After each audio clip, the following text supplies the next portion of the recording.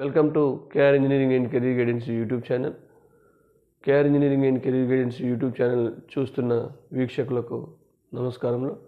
మా యొక్క యూట్యూబ్ ఛానల్ను ఆదరిస్తున్న వారికి ధన్యవాదాలు తెలియజేస్తూ తప్పకుండా ఈ యొక్క ఛానల్ని సబ్స్క్రైబ్ చేసుకోండి, లైక్ చేయండి, వీడియోస్ ఇంజనీరింగ్ ఆస్పిరెంట్స్కు షేర్ చేయండి, కేఆర్ పర్సనల్ గ్రూప్స్లో జాయిన్ అవ్వండి. అవి కంప్లీట్గా మీ యొక్క ఇంజనీరింగ్ అడ్మిషన్స్ అయిపోయేంత వరకు వాటి ద్వారా మీరు గైడెన్స్ పొందవచ్చు. మరి ఈరోజు మనకు వచ్చిన అప్డేట్ ఏంటంటే, ఈ సంవత్సరం భారీగా ఐఐటి యొక్క ఫీజులు పెరుగుతున్నట్టు సమాచారం ఉంది. మరి దాదాపు 2016లో చివరిసారిగా ఈ యొక్క ఐఐటిలో ఫీజులు పెంచారు. మరి దాదాపు ఒక 8-9 సంవత్సరాల నుంచి ఫీజులు పెరగలేదు కాబట్టి ఈ సంవత్సరం 50% వరకు ఇంజనీరింగ్ సంబంధించిన టాప్ విద్యా సంస్థలైన ఐఐటీలో ఫీజులు పెంచే అవకాశం ఉంది.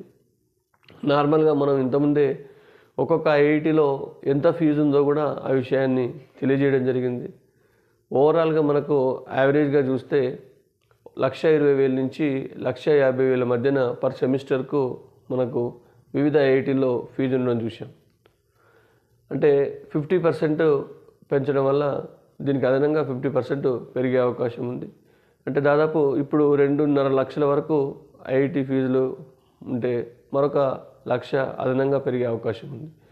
దీంతోపాటు హాస్టల్ ఫీజులు కూడా పెరిగే అవకాశం ఉంది.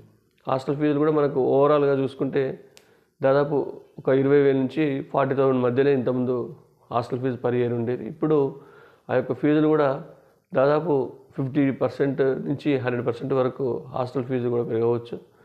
మరి ఎన్నో ప్రైవేట్ డీమ్డ్ యూనివర్సిటీలకు సంబంధించి ఫీజులు విపరీతంగా పెంచుకుంటూ ఉన్నారు. మరి అలాంటి సమయంలో ఐఐటీల యొక్క మెయింటెనెన్స్కి ఖచ్చితంగా అక్కడ ఇన్ఫ్రాస్ట్రక్చర్ డెవలప్మెంట్ కానీ అంతా ప్రభుత్వమే చూసుకున్నప్పటికీ వాటికి ఉన్న డిమాండ్ దృష్ట్యా ఫీజులు పెంచాలని చెప్పేసి కేంద్ర ప్రభుత్వం ఆలోచిస్తూ ఉంది. దీనికి సంబంధించి 3 డైరెక్టర్లతో ఒక కమిటీని కూడా వేయడం జరిగింది.